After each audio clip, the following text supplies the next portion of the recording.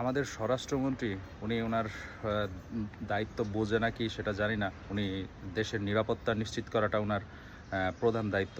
উনি এই যে দেশের এত যে অপরাধ হইতেছে সেগুলোর বিচার নিশ্চিত করা ওনার দায়িত্বর মধ্যে অন্তর্ভুক্ত। তো আমাদের যে জুলাই ছাত্র জনতা এই যে এত হত্যাযজ্ঞ চালালো সেটার বিচারের কি খবর, সেটার এখনও বিচারের রায় হইতেছে না কেন? তারপরে আমাদের হাদিভাই হত্যার এটার কি খবর, এটা কত দূর আগাইলো? তারপর হচ্ছে আমাদের আবরার ফাহাদ ভাই যে তাকে যে হত্যা করলো সেটা কত দূর আগাইলো বন্ধুরা? এইসব বিষয়গুলো তো এইসব হত্যাগুলার তো বিচার করতে হবে, আর নাহলে তো বাংলাদেশে একটা বিচার বহির্ভূত হত্যার একটা কালচার তৈরি হয়ে যাব, যেটা বিগত দিনগুলোতে হয়েছে।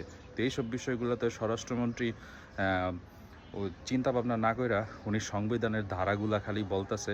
উনি এত সংবিধান করতেছে, তো সংবিধান অনুযায়ী তো সংবিধান যদি মানেন, মানে সংবিধান অতটুকু মানবেন কেন? যতটুকু আপনার পক্ষে আছে, যতটুকু আপনার সুবিধা হইতেছে ততটুকু মানবেন কেন? মানলে তো আপনার সংবিধান পুরোটাই মানা উচিত, আর নাহলে মানেন না।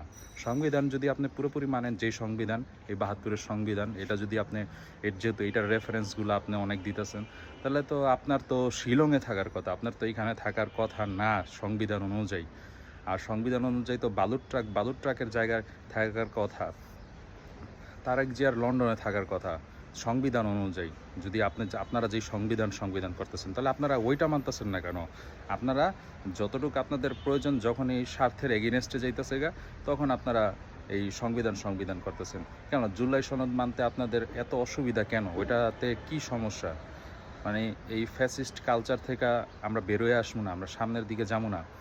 আর জুলাই সনদ কি, এটা কি বাস্তবায়ন হইব না? এটা বাস্তবায়ন না হলে তো দেশে আবারও অস্থিতিশীলতার সৃষ্টি হইব। এটা তো মানে সময়ের দাবি।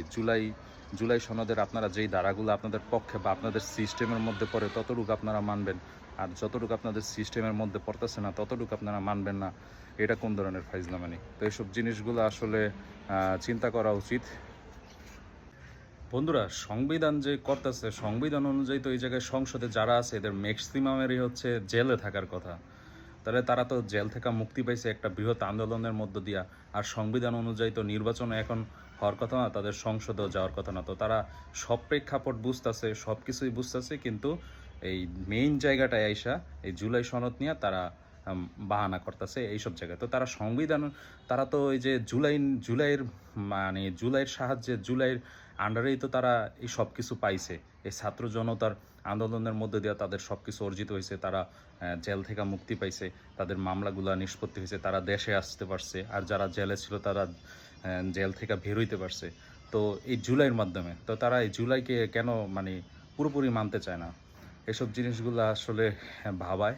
তারা বাংলাদেশটার সামনের দিকে, আর নতুন বাংলাদেশের যে আমরা স্বপ্ন দেখছিলাম, সেই নতুন বাংলাদেশটার জন্য সামনে এগিয়ে যাওয়া উচিত। তাদেরও পজিটিভ চিন্তা করা উচিত। আশা করি তারা এখন এই জিনিসগুলো বুঝবো এবং বাংলাদেশকে সামনে নিয়ে যাব। তারা বুঝতেছে না কেন? দেশটা গণ অভ্যুত্থানের মধ্য দিয়া নতুন স্বাধীনতা পাইছে, তো দেশের সব কিছুই নতুন সিস্টেম, নতুন সংবিধান, নতুন সব কিছুতে চলবো। তারা কেন ওই ফ্যাসিস্ট আমলের ওই ৭২-এর সংবিধানের মধ্যে তারা কেন বারবার ফিরে যায়? তো তারা বোঝে নাই যে তারা ওই সংবিধানের মাধ্যমে তারা কই ছিল, দেশ কিভাবে পরিচালিত হয়েছে, তারা সবই বুঝতেছে। কিন্তু এখন তারা আসলে একটা সুসময়ের মধ্যে আসছে, তো সুযোগ সুবিধা সব কিছুর মধ্যে একটা সিস্টেমে আসছে। তো এখন তারা এই সিস্টেমের মাধ্যমে ক্ষমতার অপব্যবহার করতে চাইতেছে ওই সংবিধানকে ইউজ কইরা। তো আসলে এরকম যদি চালাকি করা হয়, এই চালাকি মানে বেশি দিন আমার মনে হয় না করতে পারবো। কারণ যারা বিরোধী দল বা বিরোধী নেতা আছে, তো তাদের নিশ্চয়ই একটা ভালো অবস্থান আছে। তো আশা করি সামনে ভালো কিছু হবে। জুলাই নিয়ে আশাবাদী, ইনশাল্লাহ জুলাই বাস্তবায়ন হবে। যে উচ্চকক্ষ, নিম্নকক্ষ, আরও যেই জুলাইয়ের ধারাগুলো আছে এগুলো বাস্তবায়িত হবে। আমরা নতুন বাংলাদেশের স্বপ্ন দেখি, যে বাংলাদেশ হবে ইনসাফের ভিত্তিতে দুর্নীতিমুক্ত একটা বাংলাদেশ, যে বাংলাদেশে সবাই সুন্দরভাবে বাঁচতে পারবো। কোনো চাঁদাবাজি, দুর্নীতি এইগুলা বা গুম খুন এইসব জিনিসগুলো থাকবে না। ওই বাংলাদেশেরই আশা করি। ধন্যবাদ বন্ধুরা, ভালো থাকবেন।